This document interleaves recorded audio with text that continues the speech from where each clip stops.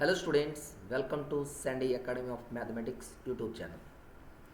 SA maths సంబంధించి 2018లో టెట్కమ్ టీఆర్టీలో జరిగినటువంటి ఎగ్జామ్ పేపర్ అనాలిసిస్లో భాగంగా మనం లాస్ట్ వీడియోలో స్కూల్ అసిస్టెంట్ మ్యాథ్స్లోని 5th సెషన్ని మనం కంప్లీట్ చేయడం జరిగింది. సో ఈరోజు మనం 6th సెషన్కి వద్దాం. అంటే 5 పార్ట్స్ డిస్కస్ చేశాను. సో ఇప్పుడు మనం 6th పార్ట్లోకి వచ్చాము. ఓకే, సో పాత వీడియోలు అదే ముందు అప్లోడ్ చేసిన వీడియోలను ఎలాగైతే పూర్తిగా మీరు వాచ్ చేసి లైక్ అండ్ షేర్ చేశారో అలాగే ఈ వీడియోని కూడా మీరు లైక్ చేయండి, మీ ఫ్రెండ్స్ అందరికీ షేర్ చేయండి. టైం లేదు కాబట్టి ఖచ్చితంగా ఈ వీడియోస్ మీద ఫోకస్ చేసి ప్రిపరేషన్ స్టార్ట్ చేయండి. అలాగే ఎవరైనా టెస్ట్ సిరీస్ కావాలన్నా ఆన్లైన్ క్లాస్ కావాలన్నా డిస్క్రిప్షన్లో నెంబర్ని కాంటాక్ట్ చేయండి. ఇంకా లేట్ చేయకండి, ఓకేనా? ఇంకా సమయం లేదు.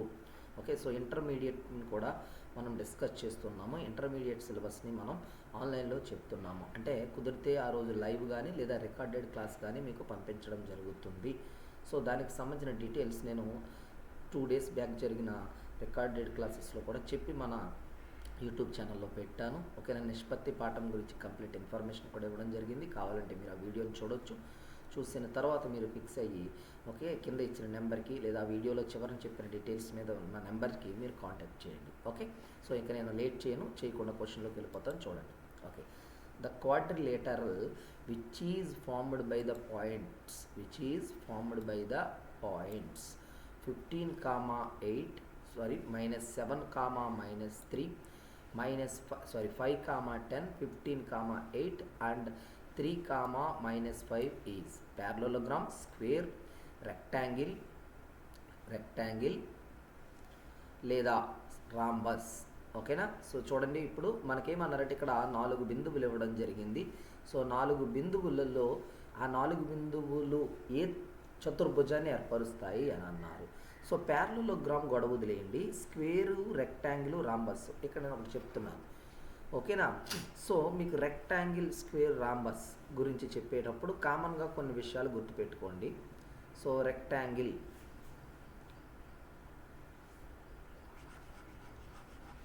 చూడండి ఒకసారి.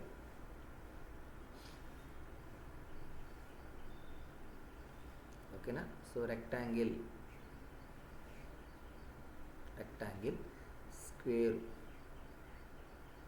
అలా ఈక్వల్ తీసుకున్నా ఖచ్చితంగా ఒక పాయింట్ కామన్గా ఉంటుంది. ఏంటంటే ఇక్కడ చూడండి, ఇదిగోండి 4 కోణాలు 90 అనే మాటతో మాట్లాడుకుంటాము. 4 కోణాలు 90 అని అనుకుంటాం. అంటే అన్ని కోణాలు సమానము అనే దాంట్లో వెళ్తాం మనం. సో ఒకటి దీర్ఘచతురస్రము మరియు ఓకేనా. నెక్స్ట్ చతురస్రం ఇచ్చినప్పుడు నువ్వు చూసుకోవాల్సింది ఏంటంటే ఇదిగో చూడండి, ఏ 2 భుజాల మధ్య కోణమైన 90 డిగ్రీలు. ఏ 2 భుజాలు అంటే పక్కన వేరు 90 డిగ్రీలు. అంటే ఏంటి? ఏబి మరియు బీసీలు ఏమవుతాయి? లంబరేఖలే కదా. లంబరేఖలేనా? ఏబి మరియు బీసీలు లంబరేఖలు. ఇదిగో ఏబిసిడి లంబరేఖలు, పర్పెండిక్యులర్ లైన్స్ అంటాం.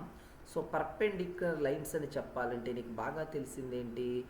వాలుల లబ్ధము -1 అవ్వాలి. అంటే ఒక వాలుకు మరొక వాలు విలోమంగా ఉండి మైనస్ గుర్తులో ఉండాలి. ఓకేనా? సరదాగా ముందు అవి టెస్ట్ చేయండి, అప్పుడు స్క్వేరు, రెక్టాంగిల్ గొడవలు పక్కకి వెళ్ళిపోతాయి. ఓకేనా? సో స్క్వేరు, రెక్టాంగిల్ అవ్వలేనప్పుడు మ్యాక్సిమం రాంబస్ కూడా అవ్వదు. ప్యారలలోగ్రామ్ అప్పుడు చెక్ చేద్దరు, కానీ ముందు ఇవి చెక్ చేద్దాం అనుకుంటున్నాను. ఓకేనా? సో చూసుకోండి, ఏబి వాలు చూస్తున్నాను. సో వాల్ అంటే తెలుసు కదా, y2 - y1 x2 - x1. y2 - y1 x2 - x1. Okay, so 10 -7 y2 10 -3 5 -7. So ఇది ఏమైంది చూడండి, 13/12 అయింది. సో తక్కువ. నెక్స్ట్ నీకు బీసీ ఏమవ్వాలి? 12/13 -12/13 అవ్వాలి. చూద్దామా? సో బీసీ వాలు ఈక్వల్ టు ఇదిగోండి, ఇది బి, ఇది సి. సో 8 -10/15 -5. సో చూడండి, -2/10 వచ్చింది. కాబట్టి ఇది కాదు. సో ఇది ఖచ్చితంగా రెక్టాంగిల్ మరియు ఓకేనా స్క్వేరు అవ్వదు. అవ్వలేనప్పుడు నువ్వు రాంబస్ చూడక్కర్లేదు మ్యాక్సిమం. సో వెంటనే దేనికి వెళ్ళిపోతావు? ప్యారలలోగ్రామ్కి వెళ్ళిపోతావు. ఓకేనా? సో మళ్ళీ చెప్తున్నాను, జాగ్రత్తగా గుర్తుపెట్టుకోండి. ఎప్పుడైనా సరే దీర్ఘచతురస్రమైన లేదా చతురస్రమైన ఏర్పడాలి అంటే రెండు పక్క భుజాలు లంబరేఖలు అవ్వాలి, వాటి వాలుల లబ్ధం -1 అవ్వాలి. ఓకే, ఇప్పుడు ప్యారలలోగ్రామ్ గురించి మాట్లాడుకుందాం. ప్యారలలోగ్రామ్కి మీరు ఎక్కువ కష్టపడక్కర్లేదు. మెయిన్గా చెక్ చేయాల్సింది ఏంటంటే ఇదిగో ఇవి కర్ణాలు ఉన్నాయా, బీడీ కర్ణము ఏసీ కర్ణము సమద్విఖండన చేసుకుంటాయి. కర్ణాలు సమద్విఖండన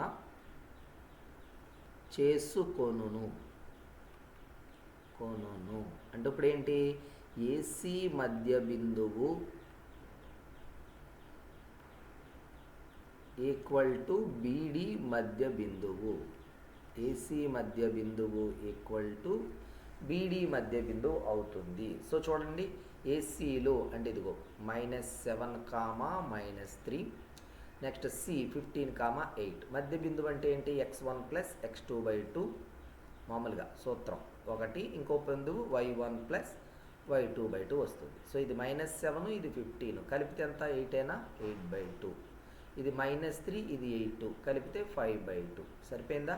4, 5/2 ఇది ఏసీ వచ్చింది.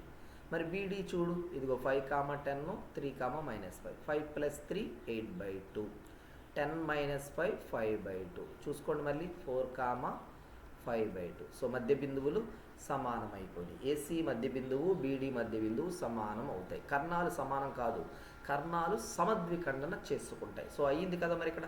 కాబట్టి ఆన్సర్ ఏం చెప్తావు, ప్యారలలోగ్రామ్ అనమాట. సో మనం ఏం చేస్తామంటే మామూలుగా స్క్వేర్ అవ్వాలి, రెక్టాంగిల్ అవ్వాలి అని అంటే కనుక భుజాల పొడవులు సమానమనే వేలో చూసుకుంటాం. ఎదురెదురు భుజాలు సమానమని. కొంచెం ఆపోజిట్గా ఆలోచించండి.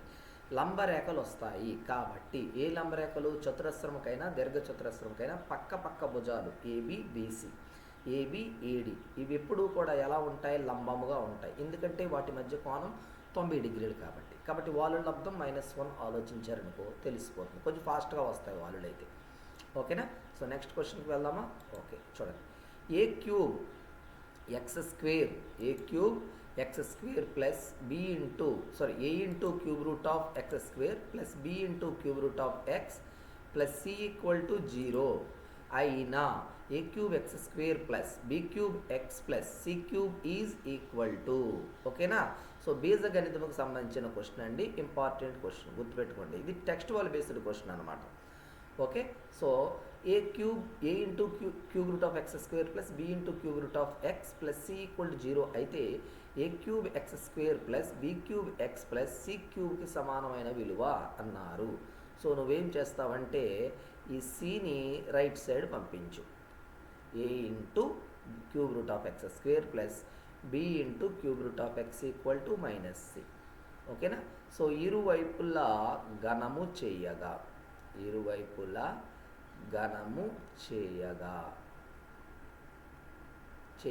అప్పుడు ఏమవుతుంది, a into cube root of x² plus b into cube root of x whole cube equal to ఇటు పక్క -c³ ఓకే. సో ఇది చూడడానికి a plus b whole cube సూత్రంలో ఉంది. a ప్లస్ b మీకు ఇలా a ప్లస్ b అంటే confuse అవుతారేమో, పక్కన p ప్లస్ q అని రాస్తున్నాను. ఇలా ఉంటే కనుక p³ plus q³ plus 3pq into p plus q రాస్తారు. ఓకేనా. సో అలా చూసుకుంటే ఇది ఫస్ట్ p³ ఏ క్యూబు, ఇది క్యూబ్ రూట్ ఆల్రెడీ ఉంది కాబట్టి క్యూబ్ చేస్తే అది పోయి మిగతాది వస్తుంది. Next b³ into x plus 3ab ఓకేనా 3pq ఇంటూ ఈ రెండు గురించవచ్చు కదా ఇలాగా లోపలికి, రెండు క్యూబ్ రూట్లే కాబట్టి. Okay into p plus q అంటే మళ్ళీ ఇదే రాయాలి. మరి దీని స్థానంలో ఇది పెట్టేయచ్చు కదా, -c equal to -c³. So ఇప్పుడు ఈ -c³ ఇటు తీసుకురండి. a³ x² plus b³ x plus c³ ఈ మొత్తాన్ని రైట్ సైడ్కి మూవ్ చేయండి. 3abc into cube root of x³ so cube root cancel అయ్యి ఇంకేమొస్తుంది, 3abc ఇంటూ x అనేది మన ఆన్సర్ అవుతుంది. ఓకేనా. సో నార్మల్ క్వశ్చనే, బీజగణితంలో అడుగుతున్నది. ఓకే తర్వాత చూడండి, మళ్ళీ ఇది క్వాడ్రాటిక్ ఈక్వేషన్, వర్గ సమీకరణాల నుంచి అడుగుతున్న క్వశ్చన్ చూడండి. If alpha comma beta are the roots of equation ax² plus bx plus c equal to 0, then the value of alpha power 4 into beta power 7 plus alpha power 7 into beta power 4 is ax square plus bx plus c equal to 0 యొక్క మూలాలు alpha comma బీటాలు అయితే alpha power 4 into beta power 7 plus alpha power 7 into beta power 4 యొక్క విలువ ఎంత అవుతుంది అని అడుగుతున్నారు. ఓకేనా. సో నార్మల్గానే మనకు తెలుసు ఆల్ఫా కామా బీటాలు మూలాలు అయితే alpha plus beta equal to minus B by A, మూలాల మొత్తం. ఆల్ఫా బీటా మూలాల లబ్ధం equal to C by A. ఇది చదువుకున్నాం కదా. సో నీకు ఇచ్చిన దాంట్లో రెండిట్లోనూ alpha power 4 beta power 4 common తీసేశారు. అప్పుడు ఎలా రాయొచ్చు దీన్ని? Alpha cube plus beta cube అని రాయొచ్చా? ఓకేనా. సో మీకు ఆల్రెడీ తెలుసు A plus B whole cube equal to A cube plus B cube plus 3ab into A plus B అని రాయొచ్చు కదా ఇలాగా. సో నీకు ఇది ఒక్కటే కావాలంటే ఈ పోర్షన్ ఇటు తీసుకొచ్చేయచ్చా? ఓకే. సో ఇప్పుడు లెక్క ఎలా అవుతుంది? ఆల్ఫా బీటా హోల్ పవర్ 4 ఇది ఓవరాల్గా. ఓకే. ఈ పోర్షన్ని alpha plus beta whole cube minus 3 alpha beta into alpha plus beta అని రాయొచ్చు కదా. ఓకే. సో ఇక్కడ ఆల్ఫా ప్లస్ బీటా ఒకటి కామన్ తీస్తే ఏమవుతుంది? Alpha beta whole power 4 into alpha plus beta లోపల alpha plus beta whole square minus 3 alpha beta అవుతుంది. So split చేసేద్దామా డైరెక్ట్గా? ఆల్ఫా బీటా అంటే సి బై ఏ, కాబట్టి C power 4 by A power 4. Alpha plus beta అంటే minus B by A. Okay. లోపల alpha plus beta whole square అంటే B square by A square minus 3 alpha beta అంటే 3c by ఏ. ఈ మైనస్ని లోపల పంపిస్తున్నాను. అప్పుడు ఏమవుతుంది చూడండి, BC power 4 by A power 4 into 3c by A minus B square by A square. Okay. ఫైనల్గా ఇంకేముంటుంది? ఈ A square alpha plus beta whole square, okay, B square by A square minus 3 alpha beta. Okay. So ఇక్కడ A square అనుకుంటే ఇది ఏ power 4, ఇది చూడండి 3ac minus B square ఇక్కడ. Okay. ఇక్కడ బయట బీసీ పవర్ 4 ఇంటూ అవుతుంది. సో ఆన్సర్ ఎంత చూడండి, BC power 4 by A square a power 6 into 3ac minus B square అనమాట. సో ఎక్కడ ఉందో ఒకసారి చూసుకుందామా? సో ఆప్షన్ 3లో ఉంది కదండి. ఓకేనా. సి పవర్ 4 బై, ఓకే, కింద ఒక ఏ ఉంది, ఇది ఒకటి వదిలేసాం ఇక్కడ, మైనస్ బి బై ఏ, ఇక్కడ ఏ స్క్వేర్ ఉంది కాబట్టి ఏ క్యూబ్ అండి. సో ఇది ఓవరాల్గా A cube by B A power 7 వస్తుంది. ఓకే. క్యాలిక్యులేషనే కాబట్టి మీకు అర్థమవుతుందిలే.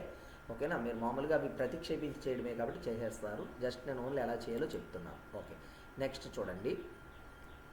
నెక్స్ట్ మనం గమనించినట్లయితే ఓకేనా, నెక్స్ట్ అంకశ్రేణికి సంబంధించిన క్వశ్చన్స్ ఇవ్వడం జరిగిందండి. k+2, 4k - 6, 3k - 2 are in arithmetic progression.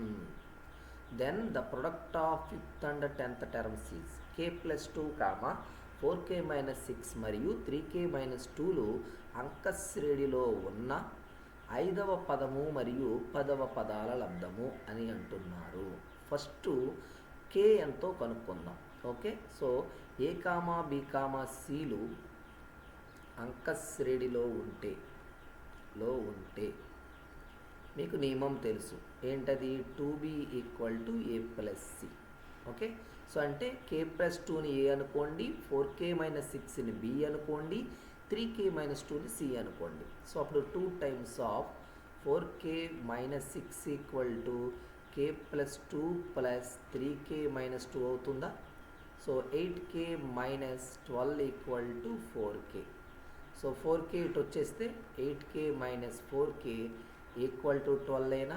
So 4k = 12, k = 3 అవుతుంది. ఓకే. సో నెంబర్ల ఆర్డర్లు ఏమవుతాయి చూడండి, 3 + 2 5, 4 3 = 12 - 6, 3 3 = 9 - 2 7. సో ఆర్డర్లో 5 6 7 వచ్చింది. నెక్స్ట్ 8 కదా, నెక్స్ట్ 9 సో 5th నెంబర్ ఏమవుతుంది? 9 అవుతుంది. ఓకే. సో 10th నెంబర్ ఏదైనా కూడా నువ్వు 5th number into 10th number అన్నారు, అవునా కదా? 5వ పదం 10వ పదం లబ్ధం అన్నారు అంటే 9 × some x అనుకోవచ్చా? ఆ నెంబర్ ఏంటో నీకు అవసరం లేదు. సో ఆన్సర్ ఖచ్చితంగా దేంతో పోవాలి, 9తో పోవాలి. సో ఆప్షన్లో ఒకటే ఉంది చూడండి, 126. మనం చదువుకున్నాం బాధ్యనీయత సూత్రాలు ఏంటి, అంకెల మొత్తము అంటే ఒక సంఖ్యలోని అంకెల మొత్తము 9చే భాగించబడితే ఆ సంఖ్య కూడా 9చే భాగించబడును. గుర్తుంది కదా. సో 126ని చూసుకోండి, 1 + 2 + 6 = 9. సరిపోయిందా, వచ్చిన ఆన్సర్ 9తో పోయింది కదా. మీరు మళ్ళీ 9వ సంఖ్య కనుక్కొని అది 10వ సంఖ్య అది 14 అని తెలుసుకొని 9 × 14 126 అని రాయకండి. జస్ట్ 5వ సంఖ్య వచ్చింది, దాంతో గుణించాలంటే దాంతో పోవాలి. 5వ సంఖ్య 9 కాబట్టి ఆన్సర్ కూడా 9లో పోవాలి. అర్థమైందా? Okay. Next 17th question. 3a if 3a plus b equal to 18x² minus 2xy plus 2y square and a minus b equal to 2x² minus 6xy plus 2y square, the expression of a is అంటున్నారు. ఇక్కడ రెండు సమాసాలు ఇచ్చి ఏబీలలో కలిసి ఉన్నవి ఏ అడుగుతున్నారు. So 3a plus b ఇచ్చారు, ఎంత 18x² minus 2xy plus 2y square ఇచ్చారు. ఓకేనా. అలాగే a మైనస్ b ఇచ్చారు, 2x² minus 6xy plus 2y square. Just నీకు ఏ కావాలి అని అడుగుతున్నారు. సో b ఎలిమినేట్ అయిపోతే సరిపోతుంది కదా. సో యాడ్ చేస్తే ఏమొస్తుంది చూడండి, 4a = 20x² minus 8xy plus 4y square అని నీకు ఓన్లీ ఏ కావాలి. సో 4తో డివైడ్ చేస్తే సరిపోతుందా, ఇలాగా 4 పక్కా తీసుకొస్తే చూసుకోండి. సో ఆన్సర్ ఎంత, 5x² minus 2xy plus y square. ఓకేనా. So answer option 3. ఓకేనా. బేసిక్ క్వశ్చన్స్ ఏనండి, కొన్ని డైరెక్ట్ క్యాలిక్యులేషన్ వచ్చేసి. సో మీరు గమనిస్తే ఇప్పుడు ఈ సెషన్ అంతా 5 క్వశ్చన్లు చెప్పాను కదా. ఈ 5 క్వశ్చన్లు కూడా ఆల్మోస్ట్ దేని మీద ఉన్నాయి చూడండి, మొత్తం కూడా మనకి. ఓకేనా. ఆల్మోస్ట్ ఆల్జెబ్రా ఓరియంటెడ్ క్వశ్చన్ 4 వచ్చి కోఆర్డినేట్ జామెట్రీ క్వశ్చన్ ఒకటి వచ్చింది. సో మీరు గమనిస్తున్నారు కదండి మార్క్స్ ఎలా వస్తున్నాయి అనేసి. ఓకే. సో ఎవరు కూడా కన్ఫ్యూజ్ అవ్వకండి, జాగ్రత్తగా గుర్తుపెట్టుకోండి. సో ఎలా ఇస్తున్నారు మార్క్స్ అనేది గనక మీరు చూసుకున్నట్లయితే, ఎలా ఇస్తున్నారు మార్క్స్ అంటే వెయిటేజ్ ఎలా వస్తుంది అనేది అబ్జర్వ్ చేయాలి. మీరు ఈ పేపర్ చూస్తున్నప్పుడు సమ్మని ఎంత తక్కువ టైంలో చేస్తున్నారు సారు. ఓకేనా. సో మనం ఎలా నేర్చుకోవాలి అనేది మాత్రమే మీరు గమనించాలి. ఓకేనా. సో అంతే తప్ప మళ్ళీ జనరల్గా చేద్దామని కాదు. మీకు వీడియోలు చేస్తుంది ఏంటంటే పాస్ చేసి కాబట్టి మధ్యలో ఆగి మళ్ళీ చూసుకోవచ్చు, 2-3 సార్లు వినొచ్చు. వింటే బాగా అర్థమవుతుంది, షార్ట్ కట్గా ఆలోచించడం తెలుస్తుందని వీడియోలు చేస్తున్నాం. ఇదే క్లాసులో అయితే ప్రతి పాయింట్ టు పాయింట్ చెప్తాం. వీడియోలో మీకు ఏంటంటే డైరెక్ట్గా బెటర్ వే ఏమైతే ఉందన్నది చెప్తాం. ఓకేనా.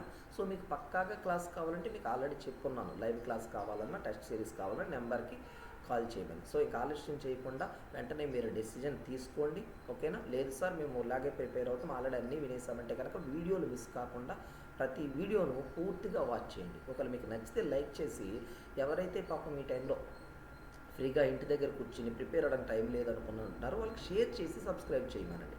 ఓకేనా. సో నెక్స్ట్ వీడియోలో మిగిలిన 5 క్వశ్చన్స్ యొక్క డిస్కషన్ మళ్ళీ చేస్తాను. ఓకేనా. అప్పటి వరకు మీ ప్రిపరేషన్ అవ్వద్దు, ప్రతి ఒక్కరూ జాగ్రత్తగా ప్రిపేర్ అవ్వండి. ఓకే. ఆల్ ది బెస్ట్ అండి.